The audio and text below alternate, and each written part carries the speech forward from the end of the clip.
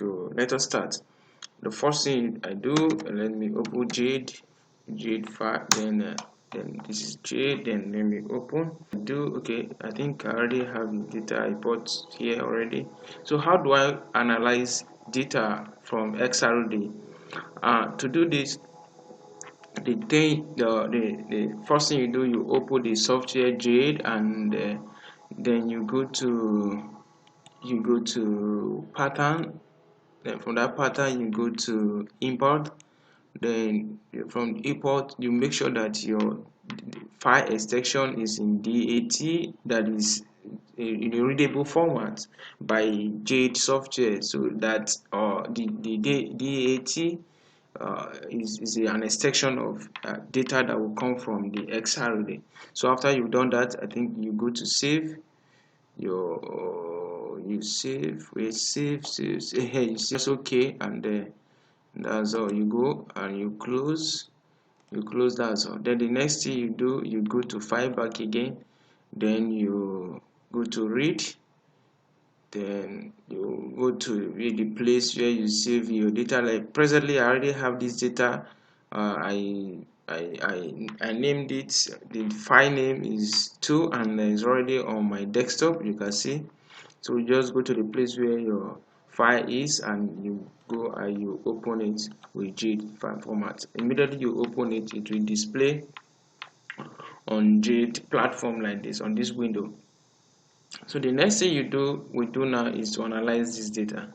Then what is this analysis? It helps us to know the kind of material we are working with, basically for material science student and any other engineering or chemistry or physics students. So we also use Jade too.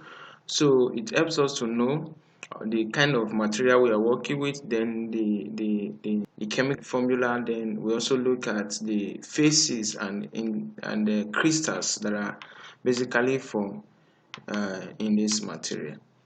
And there are two ways I do go about this. The first one is, sometimes if I already know, let me start with this. If I already know the kind of material that I mix together, that I tested I tested in my XRD, what I do is I just go straight to PDF, then I go to chemistry, then I choose that material first of all, because the previous analysis you did is already on this window. So what you have to do is to exclude all, so that you can start afresh again.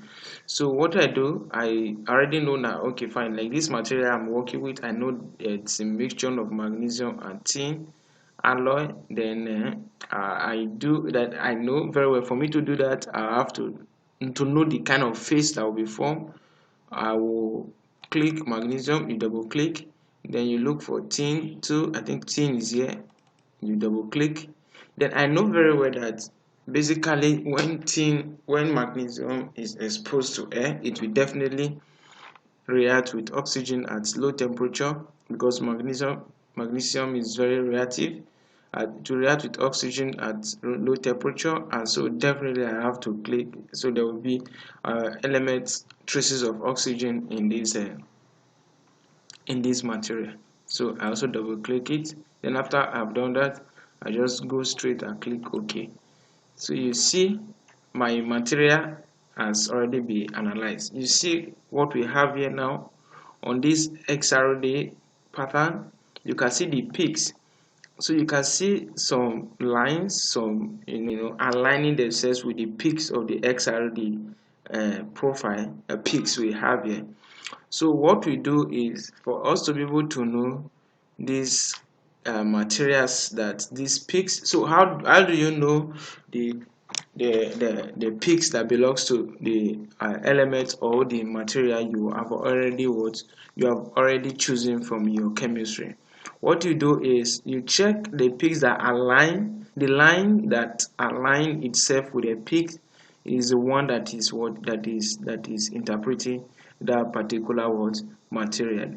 So for us to do that, for us to know this kind of materials that are here now, possible phases, then the the elements that are here. Like I told you already, I already know the element I mixed together I'm working with, which is a combination of magnesium and tin alloy and tin, sorry.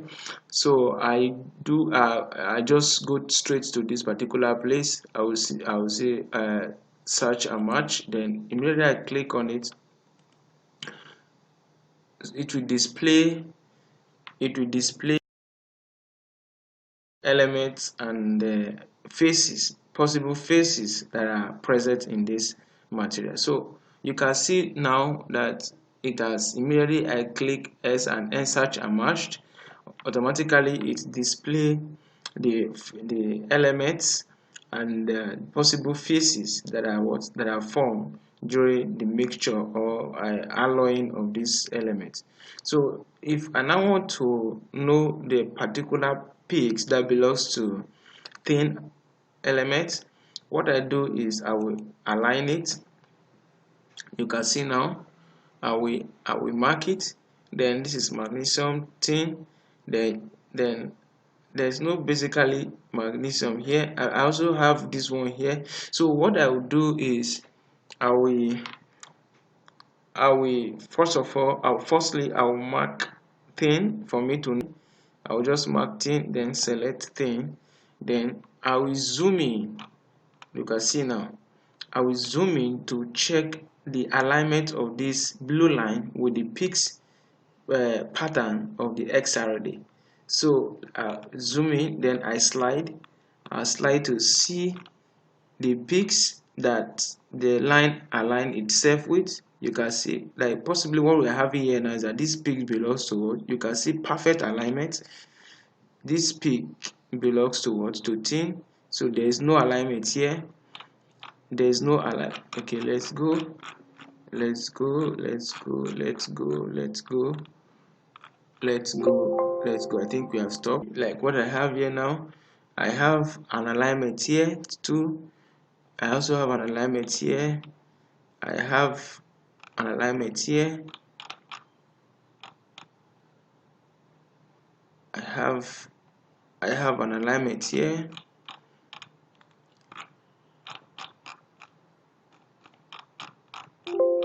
So it shows that those peaks belongs to what? Those peaks, no, there's no alignment here. Those, you can see, if you trace this one up, you found out that it's good to what? Align with the peaks here. So all those peaks belongs to 10. So the next thing I do is I can uncheck this one, then check magnesium tin phase. You can see basically this one is a particle phase that belongs to what? To magnesium tin phase. You can see I have an alignment here. You can see now perfect alignment here.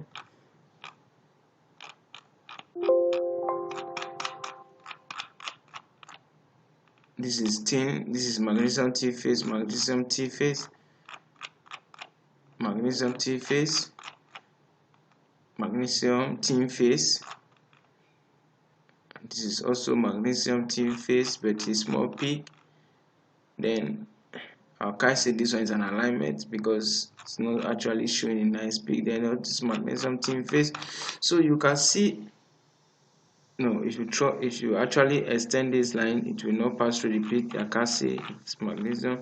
This is magnesium tin phase. So you can see now these are the possible phases that are present in this alloy, this tin and magnesium mixture. So now what I do is, but so we can actually check again.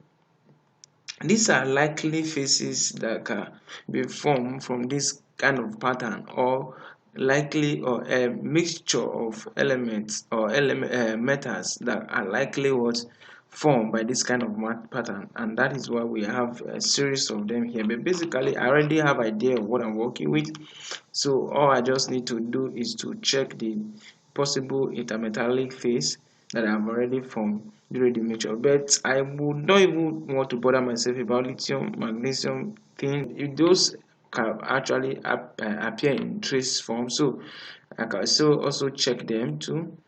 like I have here now.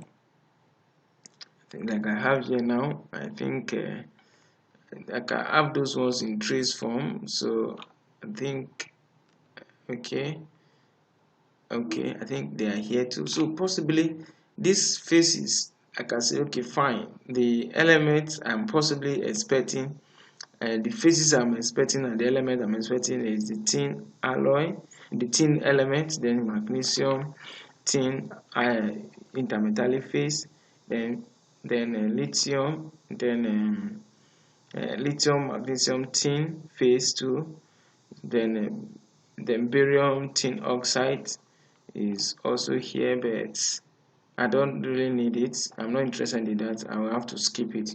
So these are the three possible faces we are looking for. So now, after you have checked the faces that are present in your pattern peaks, then what the next thing you do is you go straight to this particular symbol that look like disk. It's called a retriever. So it looks like disk. So you just click on it. Then it will also show you. It will show you the possible. Sorry. To show you the possible face. That is one of the method we use to do XRD analysis. Then another method I do use too is I use I can also use this method. After I've imported my data file, I go straight to identify. I go straight to search and match setup. Then I click all. Immediately I click all, it will also display all the faces that are present in this in this pattern. So from here I can select this one, I can check this one, this one, this one. Then these are possible faces that is showing to me that are present in this. But basically I close my Jade. Let me close my Jade. No, I don't want to save. Let me start again. I go to Jade,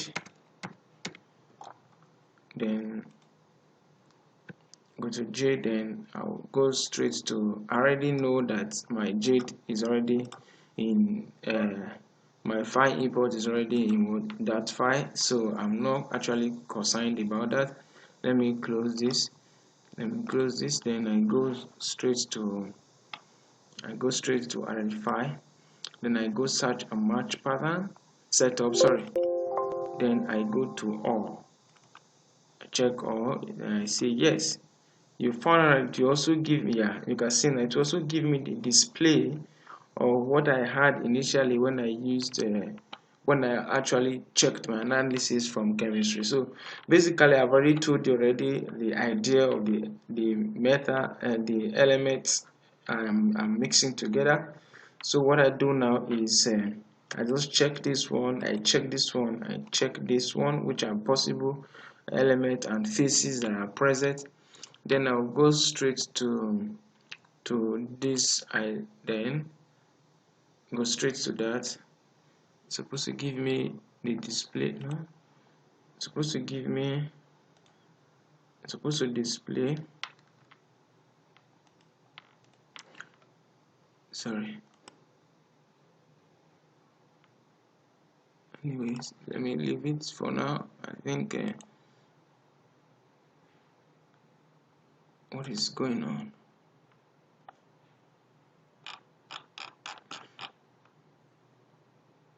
Okay. Oh, sorry. I go back. I've already selected my faces. I go back. Then we come to this place. Yeah, that is why I'm having issue there. I'm sorry about that. Then I will come to this place. Then you can see now these are the faces I've selected from from the pattern which I already have a idea of. Then the faces I have tin metallic system I have magnesium tin phase, I have lithium magnesium tin phase. So these are possible phases that are formed in this kind of alloy. So now what I do is I want to check the analysis. I want to check how the percentage of occurrence of magnesium or percentage of occurrence of tin in this metallic system. What I do, I double click on it.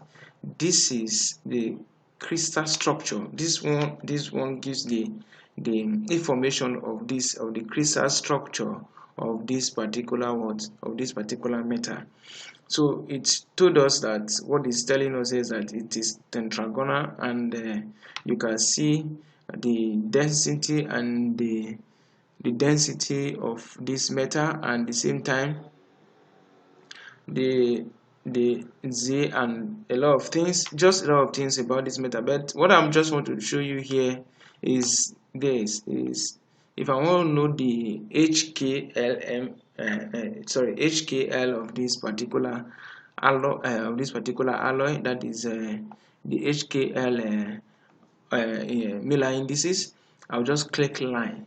You can see now it has shown us the HKL, and you can see that basically the appearance of this is basically 100% occurrence, and the angle at which it appears is 30 to theta, which is 30 degree to theta. So this is, and if you also want to know information about this phase 2 magnesium tin phase, you double click it too, then it will also show you information, and the HKL Miller indices is 111 phase, and which we know 111 is what it depends on what we are actually, what is forbidden and what is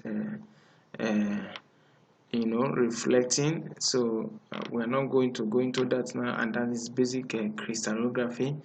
So, and this one is another one too, is also fully present. So that is all I just want to show you about this pattern and XRD data analysis, and how to use Jade.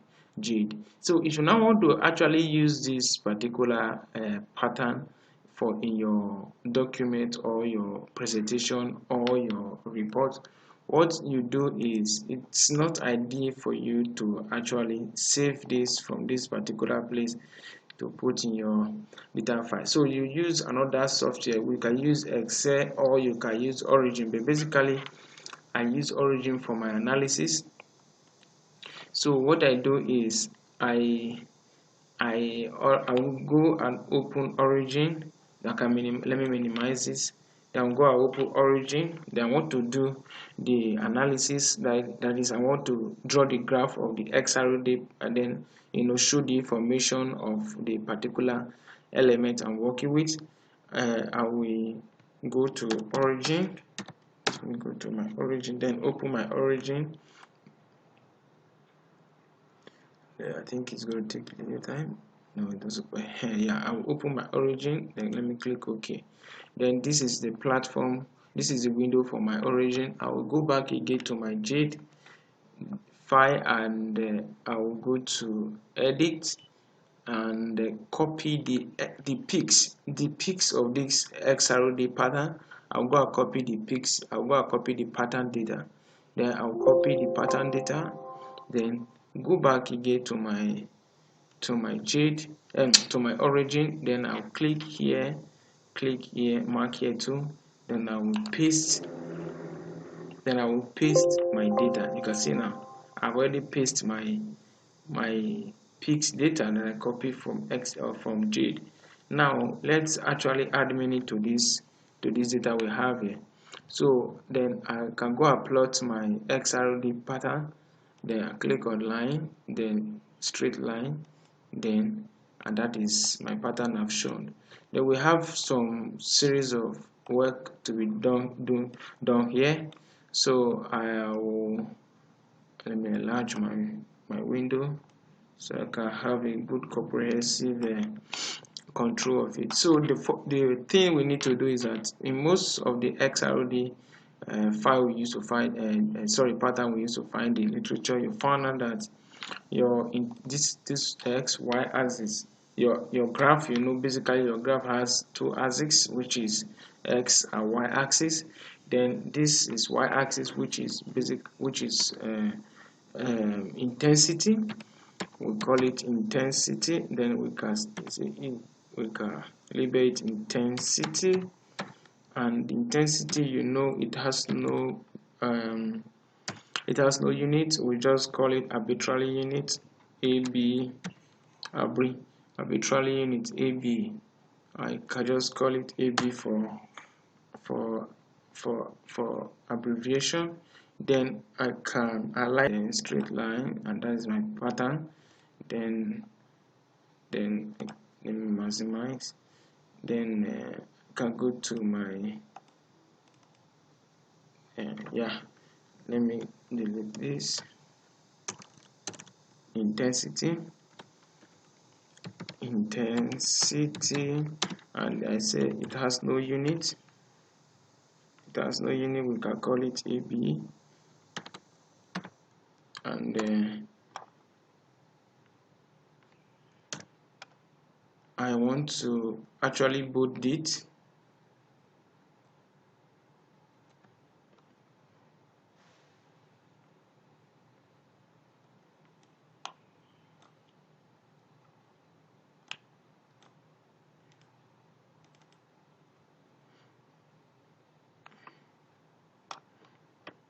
I want to bold it now. Go to bold. Then you can also increase the font size if you want to. Presently it was on 32. I can take it to 26. I think this is okay. Yeah, this is okay. You see. Then another thing is our x-axis, which is basically, we know our x-axis is actually the angle of rotation. So here I'm going to call it, and this is in angles, and it used to be in degrees. So I can say 2 theta. There's something I want to tell you. Okay, 2 theta. We can write it 2 theta like this. Or what I do in my own, I will just go to symbol. I used to use symbol. I'll go to symbol, then activate symbol. Then I know if I press Q, theta is going to show, and it is in. Then I can write raised to power of degree, then which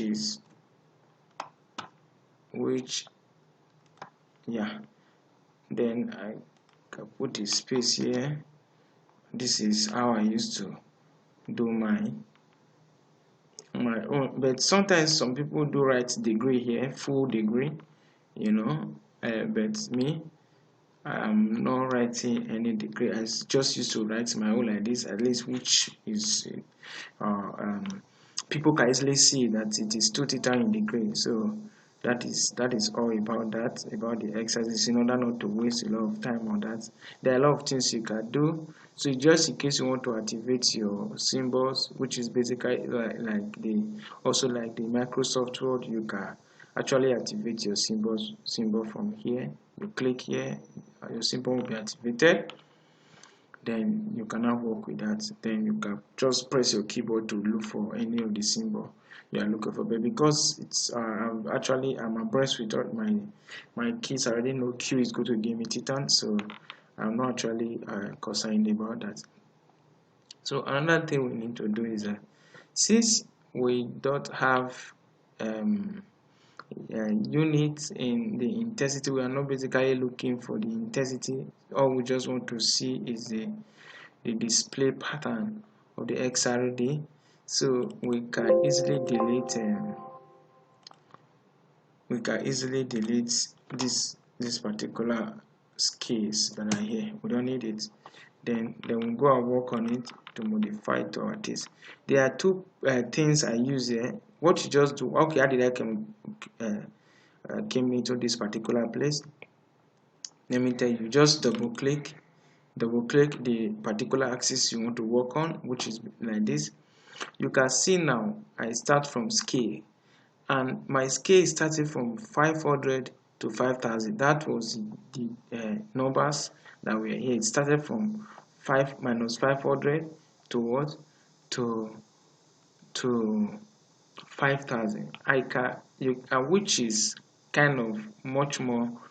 The way this pattern is actually appearing on this graph is a sign, is a practical sign of how the machine measure the pattern. So I would want my pattern to at least be closer to the x-axis but not touching the x-axis. At the same time, my pattern to be a bit, you can see there's a gap between here and here before the the experiment, the machine started reading. So I will want to close that gap between here and here.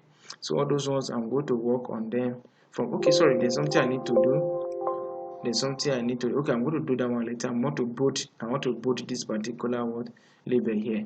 So I'm not actually in I will come back to that later. So what I do is I try to, as much as possible, to it is 500 now. I can decrease it to, like, let me see, decrease it to like 150, and let me see, decrease it to like 150. Then and each line is what has it before. Let me see. Okay, let me see let me see to 200. There is increment, and I want to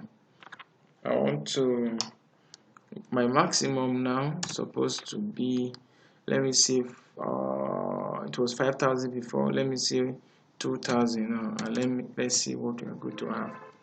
So let us apply. You can see that immediately I did that, my XRD pattern increase in peaks. You can see, but for us, I would not want something like this to happen, but because I'm actually going to label a lot of things here, so I want to decrease it so I think it was that 500 is, I don't like that 500. Let me just use for 4,000. Let me use 6,000 to decrease it very well. So yeah, I think it's okay now, because I think from by now with this you can see that my pattern is now closer to x-axis, and the peaks are now kind of reduced. In case I want to label anything here, I will now have a lot of space to put labeling, in order for me to be able to identify which of the peaks belongs to magnesium, tin, and lithium. So I think that is all for now. Then the next thing I do is I can now go back to my label here. Then I will bold it. Then I can go to like 26 to increase it. So you can see now that this is my stuff, and I think it's okay. It's okay the way it is. I think I'm comfortable with that. That's all for now. Then the next thing we do is, I don't want my lines, my minor and major scales to face outside. I want them to face inside. So if I want to do that, I go back again to my title and format. Under my title format, I don't want, if I want to bold this particular axis, there's something I just need to do, is for me to just go straight to thickness. Then I increase my thickness. Presently it was 1.5, increase to 3, then apply. You can see it is now bold now. Then if you want to bring it back again, I think I was comfortable with that 1.5, right? I was okay with 1.5. I mean, 1.5 is okay. I don't want it to be too bold. Then I just need to bold the labeling of the axis. Then if I want this particular scales.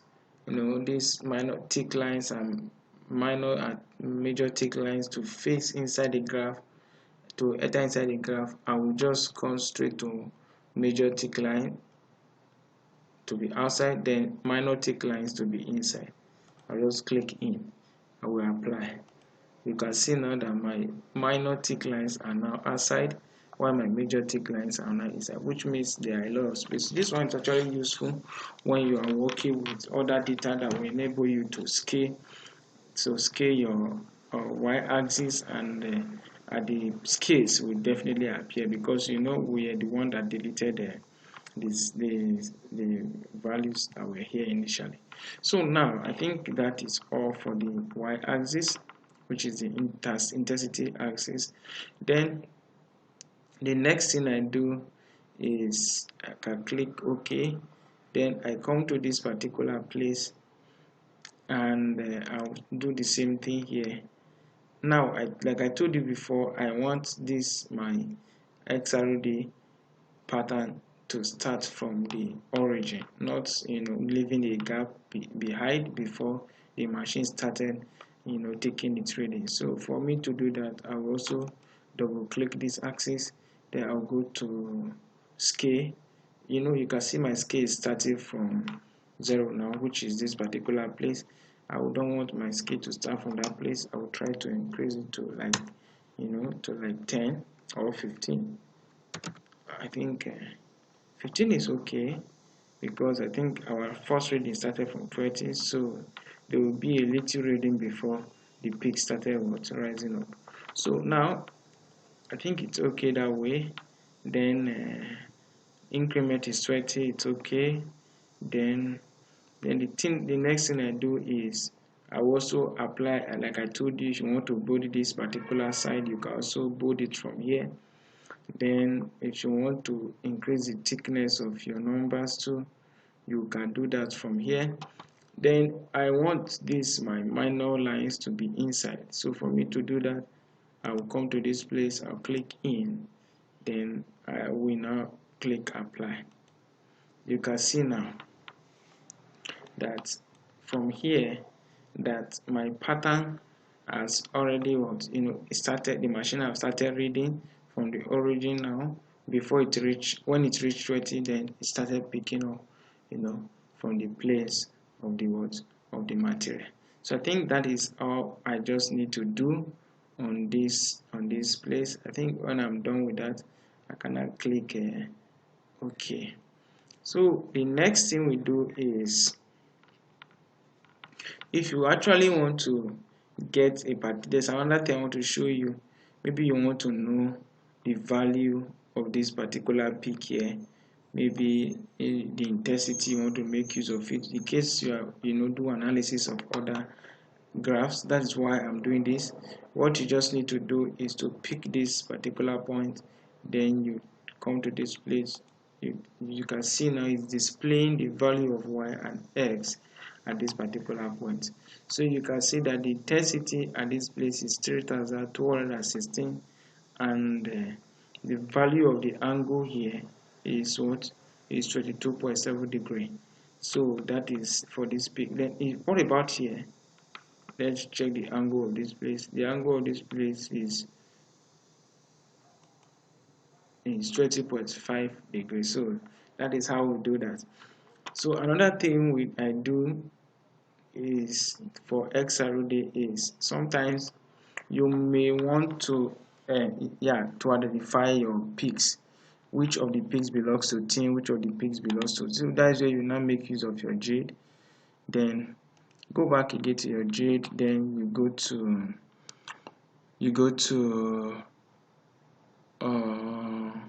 we can go to identify, like the way we did it before, marks, then we go to all. Then now you first of all check this one. When you check it, then you click on it, you found out that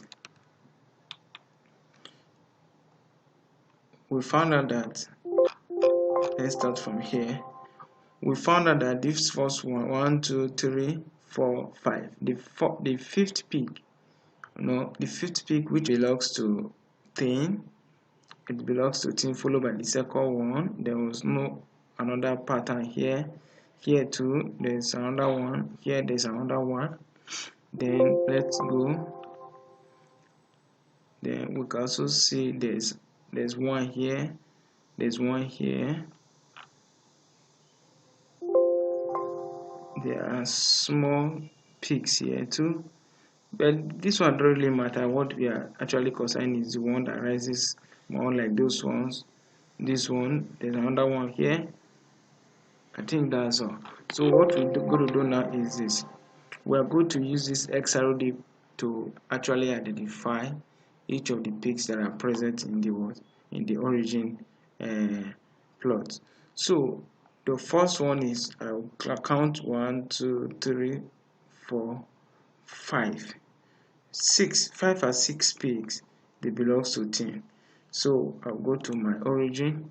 Then there are two ways to go about this. Sometimes you will see some XRD, they will write the Miller indices, which is 111, 222, 333. So that is where, so in case of how you want to do your presentation and what you are expected to display in your presentation, but in case of normal reports, I just want to show that okay, fine, 1, 2, 3, 4, 5 and 6, these two peaks belongs to what? These two peaks belongs to these two peaks belongs to these two peaks belongs to 10. So for me to do that, I'll just have to, yeah, I don't need it. I'm going to work with that in my Microsoft Word. So this is all I just need. I just go to sniping tool, then I'll come and snipe this. I don't need to save it or export it to anywhere. I just need my sniping tool. Then I highlight what I really want, the side I want. Then I'm going to work with that others in my, so that's all. There are a lot of other videos I'm going to do in case you want to stack one XRD on another. So I'm going to do a video on that. I think that's okay now. I think it's okay. Then I'll go to my Microsoft Word. Then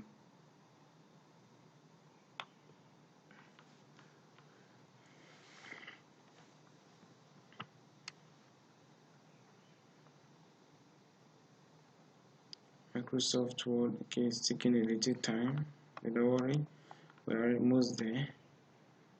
Yeah, this is then I'll just come and paste my close man. I'll come and paste my XRD pattern on the paper I'm working on presentation I'm working on. You can see now. So the next thing I do is sometimes I do use paint too. I also use paint. I'll just come to insert. What I just want to do now is I want to identify the peaks. I'll go to insert, then under insert I'll go to shapes, and I can now go and put different kind of shapes I want on my stuff. Then I think this is a rectangle. I will use rectangle for or 10. Then I know from my Jade thing was basically from the 5th and 6th. This 1, 2, 3, 4, 4, 5. So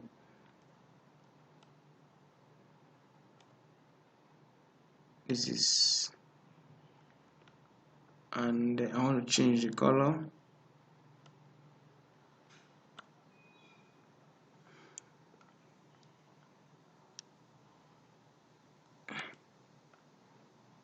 I'm going to allow it to be blue. No, it's blue, okay.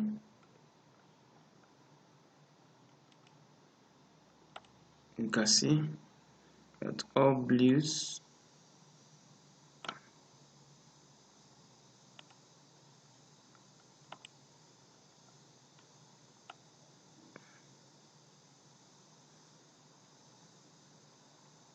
Anyways, okay, should I put it on red?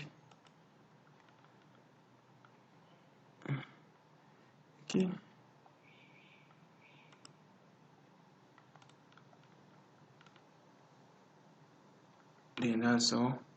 Then I can also copy V, come and bring it.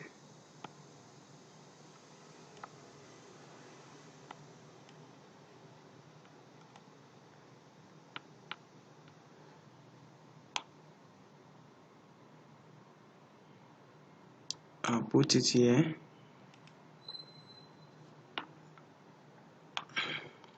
Then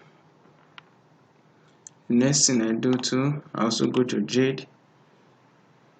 I think I've already highlighted this one. Then the next is this one.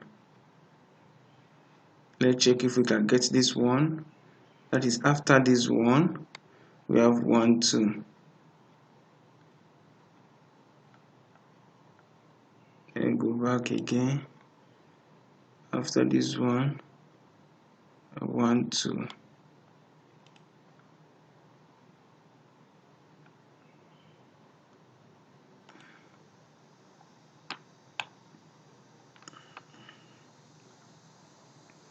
I think we really need it. Yeah, paste this triangle here. Yeah, after this tallest one, we have 1, 2.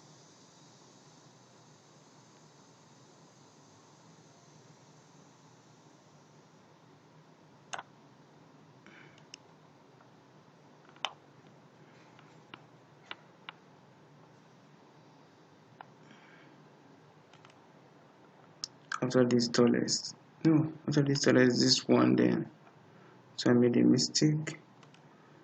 This is kind of complicated. Then is here. This is how we do it. And in order to save me the stress of going to write, going back to write thin SN, I'll go write SN here, so it will not make the pattern to look rough and everything. So the next thing we do is, I think I've identified all the thin peaks that are here already. Okay, I think is there any other one after this logo? And these are the two I identified now. And that's all. No, don't this logo. I identified this one. Then there's another one here. Okay.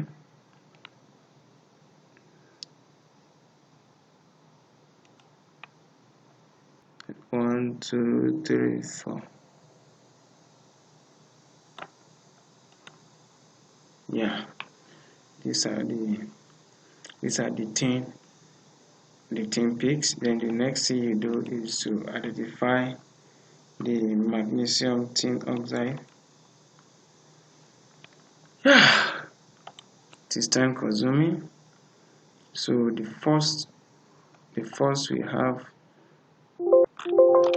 so the second we have is magnesium tin. You can see it here.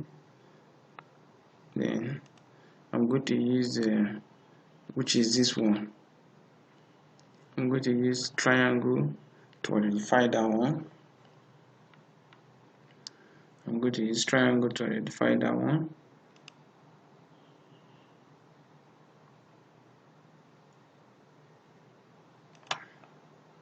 Then I go to insert. Then I go to triangle. I think that's all. Are you sure? Yeah. This is okay. I use triangle to identify that one. This is magnesium tin oxide. Yeah. So I can copy this one. Copy, then paste, then bring it to anyway. Then let's go to Jade. This one, magnesium tin oxide, there's nothing like then the next one is magnesium tin oxide too. Then after that, there was, is there any alignment here? Let's check. Yeah, there's an alignment here. So the next one too. So next from the jade fine too. No, there's no face here, there's no pattern alignment here. There's no pattern alignment here. I think these are the places we now have alignment again. Let's go, which is this one.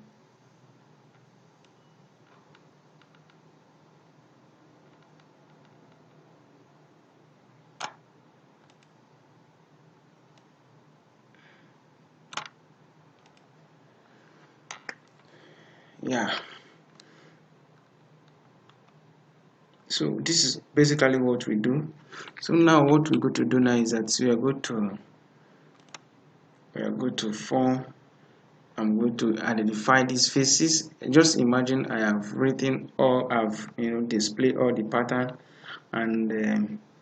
and their respective peaks. Then I identify their respective peaks as tin and magnesium tin. So I'll go to insert, then go to shape, I'll go to text, then sometimes I use box, which we can add at the same time as my legend. I can come here, just draw a box, then how do I do?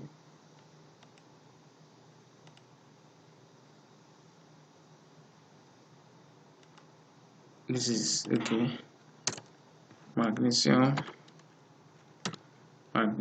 2 tin SN.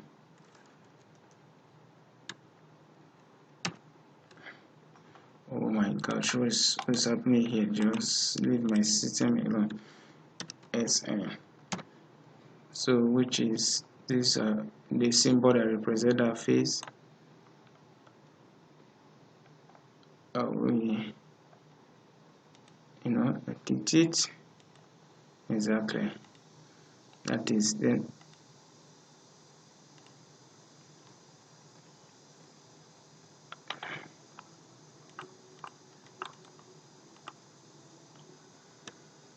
yeah.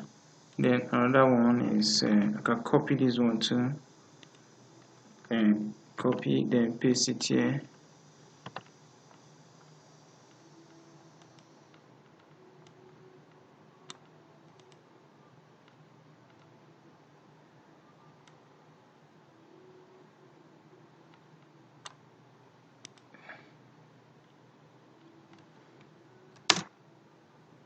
We have that is tin SN.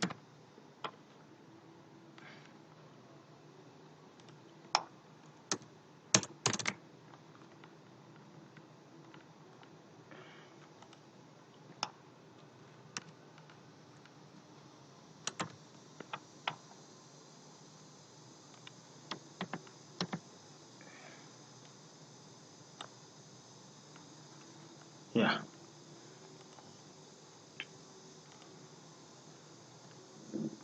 These are the two.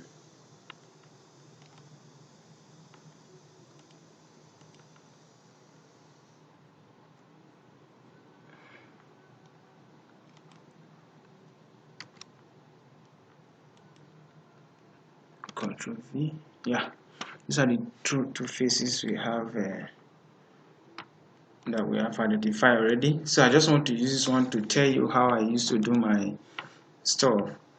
Then I can decide to make this one a black line, then outline to be black in case I just want it to be like that. Then at the end of the day, for me to be able to have a a combined view of everything, I can just snipe this again. I take it to paint to form a uniform picture. I snipe everything again. I'll take everything to paint. I'll take everything to paint. we have a lot of, everyone has what works for him, but this is what I basically do, just for us to get at the end of the day.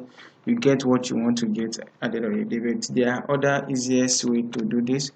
Now take it to paint. You can see now, then from here, no matter what happens, it cannot change again. I cannot cut it as a paint, then go and paste it on my Microsoft Word. Then I cannot delete this one. Then you can see now, imagine immediately I deleted it, everything is scattered. So I cannot highlight everything, delete.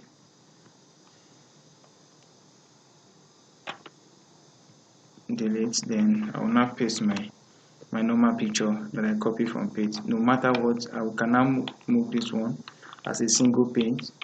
You can see now, as a single picture, you can see nothing will happen to it anymore.